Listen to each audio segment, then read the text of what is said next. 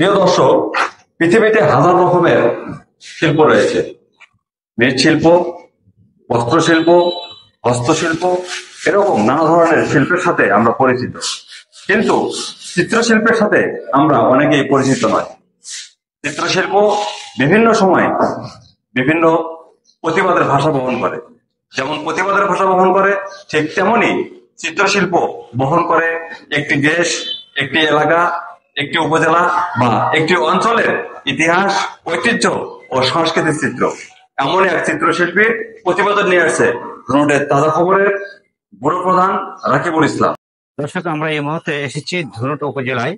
আমাদের এক বড় ভাই চিত্রশিল্পী, সে এখানে বিভিন্ন প্রাচীন কালের কিছু দৃশ্য আমাদের মাঝে মানে তুলে ধরার জন্য সে চেষ্টা করছে এবং সে আর্টিস্ট করছে এবং তার আর্টিস্ট গুলো খুব সুন্দর হয়েছে। ভাই, হয়তো আপনার আর্টিস্টের সম্পর্কে আমাদের একটু জানান। এটা হচ্ছে একটা দই শিল্প, যেটা হচ্ছে বগুড়ার জন্য অনেক বিখ্যাত একটা দই শিল্প। যে এই শিল্পটাকে আমরা সবসময় ধরে রাখতে চাই এবং আমাদের যেহেতু বগুড়া দইয়ের সর্বোচ্চ নাম করা দই হচ্ছে বগুড়া বাংলাদেশের মধ্যে, সেটারই একটা চিত্র হচ্ছে এখানে। চিত্রটা এখনো ইনফিনিট আছে। আচ্ছা, আপনার এই যে ধরনের যে আর্টিস্টের কাজটা যে করেন, তাহলে আপনার এটাকে মানে কত বছর হলে আপনি এই কাজটা করেন বা এই কাজটা করতে আপনার কেমন ভালো লাগে? আমি আমি এটার উপরে লেখাপড়া করছি, যে আর্ট কলেজ থেকে লেখাপড়া করছি এবং জেনারেলে ধরুন ডিগ্রি কলেজ থেকে ডিগ্রি করছি। যে এটা আমি অনেক ছোটবেলা থেকেই এটা আমার হ্যাবিট ছিল। এই কাজটা আমি ক্লাস 2-3 যখন পড়ি তখন থেকে বয়সটা এখন আঁকা আঁকি প্র্যাকটিস করি। হ্যাঁ, এখন আমার বয়স চলছে 48 বছর। আপনার বয়সে যে আপনি কাজ করছেন এভাবে, আপনি মানে কাজটা কেমন, আপনার কি ভালো? অবশ্যই ভালো লাগে। এই কাজটাকে স্বাধীন স্বাধীন কাজ তো আর নাই পৃথিবীতে। সৃষ্টির উপরে কোনো কাজ নাই। সর্বোচ্চ শৌখিনতা হচ্ছে সৃষ্টির মাধ্যম। নতুন নতুন সৃষ্টি হচ্ছে আনন্দ দেয় মানুষকে। হ্যাঁ, ঠিক আমাদের নতুন নতুন সৃষ্টি আমাদের তো আনন্দ দেয়। আপনার এই কাজের উপরে কি আপনি পাশাপাশি অন্য কিছু করেন নাকি আপনার এই আর্টিস্টের কাজ? পাশাপাশি বাচ্চাদের যে কিছু ড্রয়িং শেখাই। আমি দীর্ঘ 24 বছর আমি চাকরি করছি ফ্যাশন ডিজাইনে।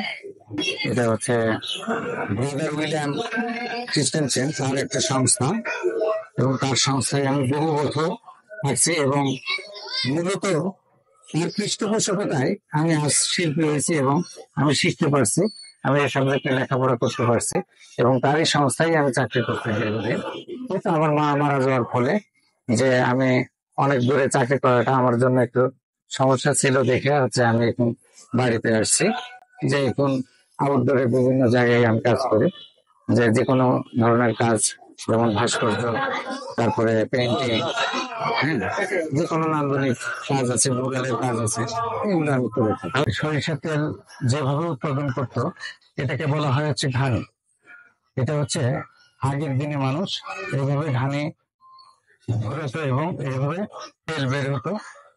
আর যাদের গরু ছিল না তারা মানুষ দ্বারা এটাকে পরিচালনা করতো, আর যাদের গরু থাকতো তারা গরু দিয়ে যে এই ঘানিকে পরিচালনা করতো। এটা শুধুই ঘানি না, এটা একটা স্যাম্পল হিসেবে দেখানো হয়েছে, এটা একটা জীবনেরও ঘানি। তো এটা হচ্ছে একটা ঘানির ছবি।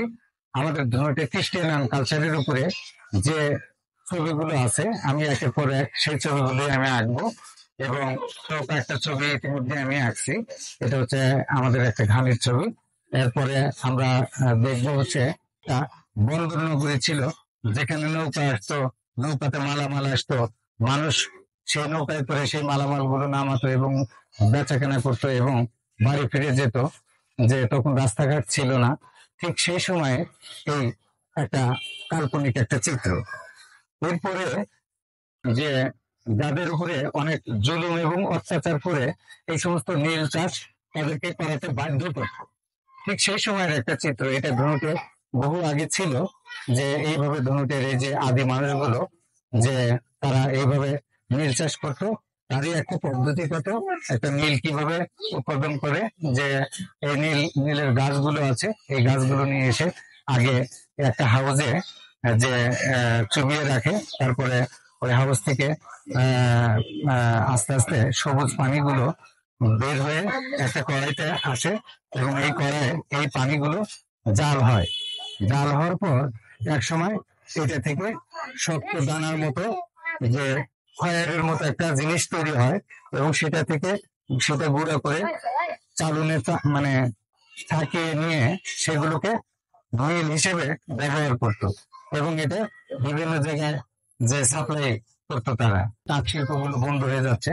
এটা আমাদের ভারতের একটা খ্রিস্টান কালচারের মধ্যে অন্যতম একটা জিনিস, সেটা হচ্ছে তাঁত শিল্প।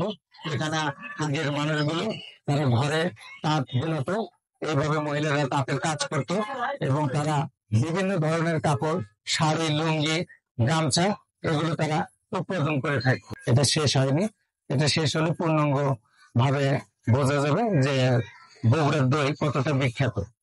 আচ্ছা ঠিক আছে ভাইয়া, ধন্যবাদ, আপনাকে ধন্যবাদ, ঠিক আছে।